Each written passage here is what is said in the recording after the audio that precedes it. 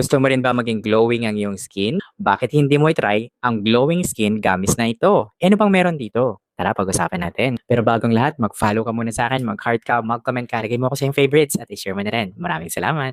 Alam nyo ba na ang glowing skin gamis na ito ay isang supplement ay kadalasang naglalaman ng mga sangkap tulad ng hyaluronic acid, collagen at sea buckthorn?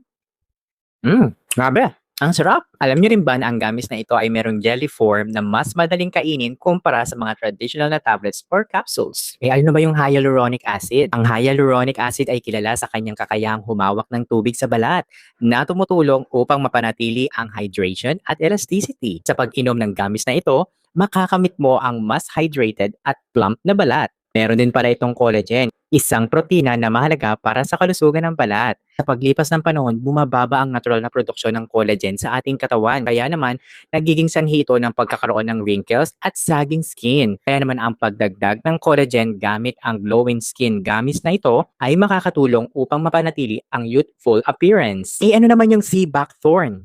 Ang sea buckthorn ay mayaman sa antioxidants at vitamins tulad ng vitamin C na tumutulong upang i-revitalize ang complexion. Ito rin ay nakakatulong sa pagpapabuti ng iyong overall skin health at nagbibigay proteksyon laban sa environmental stressors. Kaya naman, ang regular na pag-inom ng dalawang gamis na ito bawat araw pagkatapos kumain ay nakakatulong upang mapabuti ang hydration at texture ng iyong balat. Ang mga sangkap na ito ay natutulungan upang bigyan ka ng mas maliwanag at revitalized na kutis. Maraming tao na nga ang bumibili nito dahil sa kanilang pangarap na magkaroon ng glowing at youthful skin nang hindi kinakailangan dumaan sa mahabang proseso or invasive procedures. Ang convenience at accessibility nito bilang gamit supplement ay isa ring malaking dahilan kung bakit patok ito sa merkado. Paano ka ba naman makakabili nito? Huwag ka mag-alala dahil nilagay ko to sa aking yellow basket. Basta mag-follow ka muna sa akin, mag-heart ka, mag-comment ka, ilagay mo na rin ako sa iyong favorites at i-share mo na rin.